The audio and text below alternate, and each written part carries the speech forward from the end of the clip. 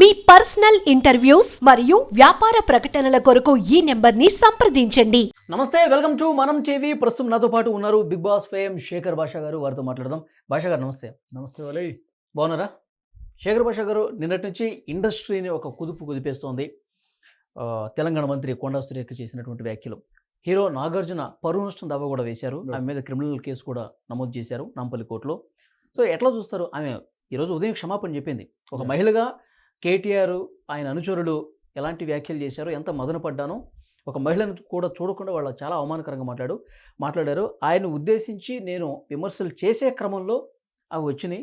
నేను కూడా బేషరతుగా నా వ్యాఖ్యలు ఉపసంహరించుకుంటున్నా అన్నారు.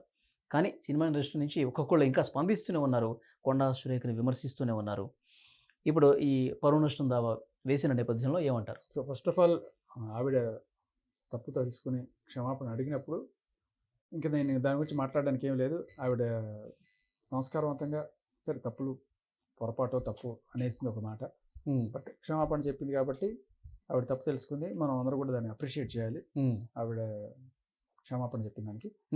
బట్ నీకు నేను తీసుకున్నంత ఈజీగా వాళ్ళు తీసుకోరు కదా, ఎందుకంటే సఫర్ అయింది వాళ్ళ కుటుంబం కాబట్టి. ఓకే, సో వాళ్ళు వాళ్ళు ఆ పరువు నష్టం వేయడంలో కూడా న్యాయం ఉందని అనిపిస్తుంది. బట్ మనమైతే దీన్ని ఆవిడ కొంత సంస్కారం చూపించి వాళ్ళకి క్షమాపణ చెప్పడం అనేది హర్షించాల్సిన విషయం. ఓకే, ఆవిడ విషయంలో నిన్న తప్పు పట్టాం, ఆవిడ కరెక్ట్ చేసుకుంది కాబట్టి ఆవిడ కరెక్ట్ పనే చేసిందని చెప్పి చెప్పాలి. అంటే వారి కాంగ్రెస్ పార్టీలో కూడా చాలా భిన్నాభిప్రాయాలు వ్యక్తమయ్యాయి, కరెక్ట్ కాదు అని చెప్పి వాళ్ళ పార్టీ. కాకపోతే ఇది ఒక మహిళని కించపరిచింది అనేది ఒక దీంట్లో ఒక రాజకీయ కోణం లాగానే అనిపించే అవకాశం ఉంటుంది. ఎందుకంటే అన్నమాట తప్పు, అది మహిళకి తగిలిందా లేకపోతే ఫ్యామిలీకి తగిలిందా అనేది యాక్చువల్గా మహిళ కన్నా ఫ్యామిలీకే ఎక్కువ ఇంపాక్ట్ అయింది. ఎందుకంటే ఆవిడ ఇష్టపడలేదు అనే చెప్పింది. ఆవిడ ఎప్పుడైతే సమంత గారి గురించి మాట్లాడుతున్నప్పుడు ఆవిడ ఇష్టపడలేదు, వాళ్ళు ఒక ప్రపోజల్ తీసుకొచ్చారు, ఆవిడ ఇష్టపడలేదు, అందుకని అన్నట్టుగానే చెప్పినట్టు బయటకు వెళ్ళిపోయిందని చెప్పి. సో ఇక్కడ ఆవిడని ఏమీ తక్కువ చేయలేదు, కానీ ఆ ప్రపోజల్ పెట్టిన వాళ్ళదే కదా తప్పు. ఒకవేళ అది నిజంగా జరుగుంది అని ఆవిడ అనుకుంటే, బట్ దాంట్లో కూడా తప్పు ఎవరిది? ఆవిడ సమంత బిహేవియర్లో ఎక్కడ ఆవిడ తప్పు బిహేవియర్ చేసినట్టు ఈవిడ చూపించలా. కానీ వాళ్ళు తండ్రి కొడుకు ఈవిడ దగ్గరికి ఒక ఇండీసెంట్ ప్రపోజల్. సమంత గారు కూడా ట్వీట్ చేశారు, మేము మనస్ఫూర్తిగా ఒకళ్ళకొకళ్ళు పరస్పర అంగీకారంతోనే మేము విడాకులు తీసుకున్నామని చాలా స్పష్టంగా చెప్పారు. ఇండస్ట్రీలో ఉన్నందుకు, ఇండస్ట్రీలో ఇన్ని రోజులు పనిచేసినందుకు, ఇంకా పని చేస్తున్నందుకు చాలా గర్వంగా ఫీల్ అవుతున్నా.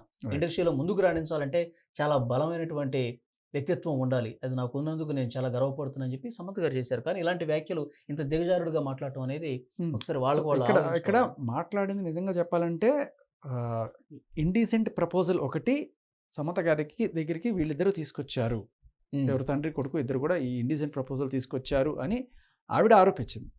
సో ఇక్కడ ఈవిడ్ని డిఫేమ్ చేయడం కాదు, తండ్రి కొడుకుల్ని ఇండీసెంట్ ఎవరు తప్పు చేసింది ఎవరు? వీళ్ళిద్దరే. ఆవిడ నిరాకరించింది అని చెప్పారు. దాంట్లో ఆవిడ తప్పేం లేదు, ఆవిడ తప్పు చేసినట్టుగా ఈవిడ ఏమి చెప్పలేదు. కాకపోతే ఏదేమైనా కూడా ఒక ఫ్యామిలీని మొత్తం దాన్ని, అంటే ఇప్పుడు ఆవిడ కలిసి ఉండొచ్చు లేకపోవచ్చు, బట్ లేకపోయినా కూడా ఆవిడ స్పందించడం అనేది గొప్ప విషయం. ఆ గొడవను ఏదో మనసులో పెట్టుకొని ఇప్పుడు దాన్ని అడ్వాంటేజ్గా తీసుకొని ఆవిడేమి ఫీట్ చేయకుండా ఉండకపోవడం కూడా కాకుండా డైరెక్ట్గా వచ్చి ఆవిడ చెప్పడం అనేది సమంత చేసిన విషయాన్ని కూడా మనం హర్షించాలి.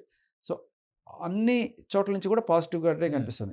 కొండా సురేఖ గారు పేర్లతో ప్రస్తావించారు. కొండా సురేఖ గారు సమంత పేరు, నాగార్జున పేరు, నాగచైతన్య పేరు ఇవన్నీ ప్రస్తావిస్తూ విమర్శ చేశారు. అది చేశారు, బట్ తర్వాత నెక్స్ట్ రోజు తప్పు తెలుసుకున్నారు. And at the same time Samantha గారు కూడా కరెక్ట్గా టైంలోనే స్పందించి ఒక క్లారిటీ ఇవ్వడం అనేది చాలా హర్షించదగ్గ పరిణామం. అంటే ఆవిడే విడాకులు తీసుకొని సపరేట్గా ఉంటున్నా కూడా ఒకళ్ళ రెస్పెక్ట్కి భంగం కలిగింది అన్నప్పుడు ఆవిడ ముందుకు రావడం, ఆవిడని కూడా హర్షించాలి. ఈ విషయంలో ఆవిడ మీద కూడా నాకు రెస్పెక్ట్.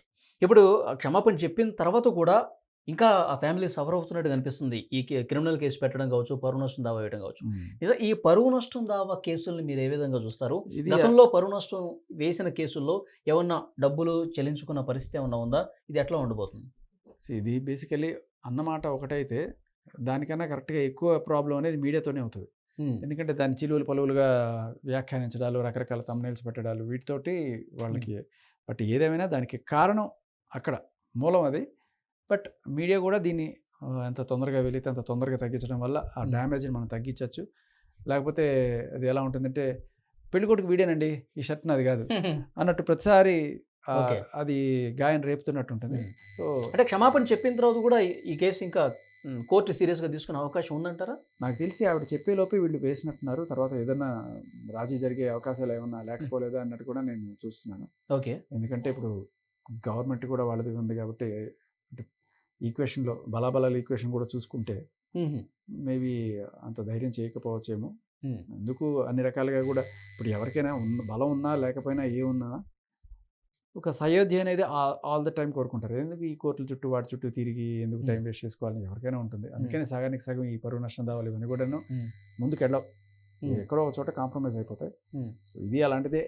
ఇంకోటి పొలిటికల్గా జరుగుతున్న చర్చ ఏంటంటే భాషా గారు, నాగార్జున గారికి కాంగ్రెస్ ప్రభుత్వం చాలా కొంత యాంటీగా కనిపిస్తోంది. ఎందుకంటే నాకు కూడా అనిపించింది, నాకు ఒక సెకండ్ అలా అనిపించింది. ఎందుకంటే మరి ఆ ఎన్కన్వెన్షన్ కూల్చడం, తర్వాత ఈ కామెంట్లు చేయడము, కూల్చేసిన తర్వాత కూడా అంటే కొంప కూల్చడం అంటారు. కొంప కూల్చడం అంటే ఏదో రకంగా చిచ్చు పెట్టి కొంపలో కాపురాలు కూలిపేట చేయడానికి కూడా కొంపలు కూల్చడం అంటారు. ఓకే, అవును. ఇంకో రకంగా కొంప కూల్చడం లిటరల్లీ కొంపని డిస్ట్రాయ్ చేయడం. సో ఒక ట్వీట్ తోటి ఈ రకంగా, బుల్డోజర్ తోటి ఆ రకంగా, రెండు రకాలుగా కూడా కొంపలు కూలినాయి అన్నట్టుగానే అనిపిస్తుంది. ఓకే. బట్ ఇది రెండోది అయితే ఆవిడ సరిదిద్దుకున్నారు. మొదటిది ఇంకా చేసేది కూల్చడం అయిపోయింది కాబట్టి ఈయన కూల్ చేయడం ఇంకా మిగిలింది. బాగా చెప్పారు. ఓకే, అది. సో ఇప్పుడు క్షమాపణ వల్ల కూల్ అవుతారా అవరా చూడాలి అంతే. ఇప్పుడు పొలిటికల్గా కామెంట్లు చేసేవాళ్ళు, విమర్శలు చేసేవాళ్ళు దీని ఒక గుణపాఠంగా తీసుకోవాల్సిన అవసరం ఉందా లేదా? మరి ఇంత పర్సనల్గా రాజకీయ ప్రత్యర్థిని విమర్శించడానికి, ఆయన రాజకీయంగా ఏమైతే తప్పులు చేశాడో, ఏదైతే అవినీతి చేశాడో దాన్ని ఎండగట్టడానికి మీరు ఏదైనా చేయండి.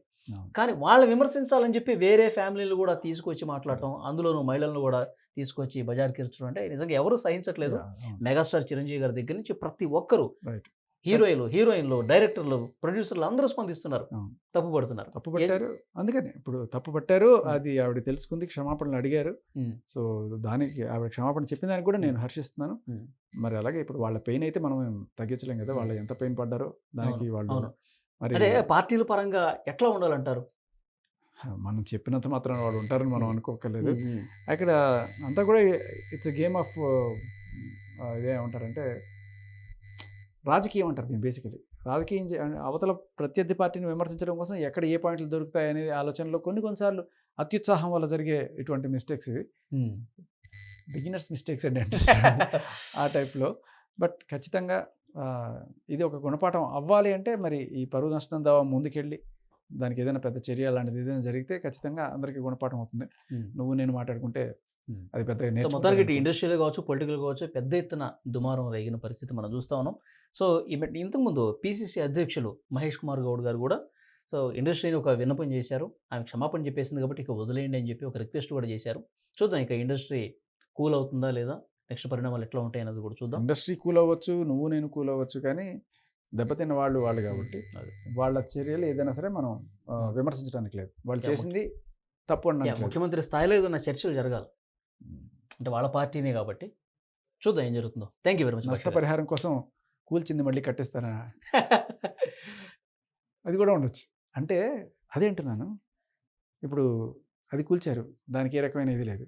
బట్ ఈ పరువు నష్టం దావా దాన్ని పునర్నిర్మించేంత రేంజ్లో కనుక ఉంటే ఎన్కన్వెన్షన్ లిటరల్లీ అంత పునర్నిర్మించకపోయినా దానికి జరిగిన నష్టం ఏదైతే పూడుతుందో అది అక్రమమేగా. అవును, ఇది కూడా అక్రమమే కదా ఇలా అనడం కూడా. ఓకే. సో మరి దానికి ఈ వచ్చే డబ్బుల్ని పట్టుకుని వేరే ప్లేస్లో సక్రమంగా నిర్మాణం చేసుకోవచ్చు. అదే అనిపిస్తుంది. చూద్దాం ఏం జరుగుతుందో. థ్యాంక్ యూ వెరీ మచ్ భాష గారు.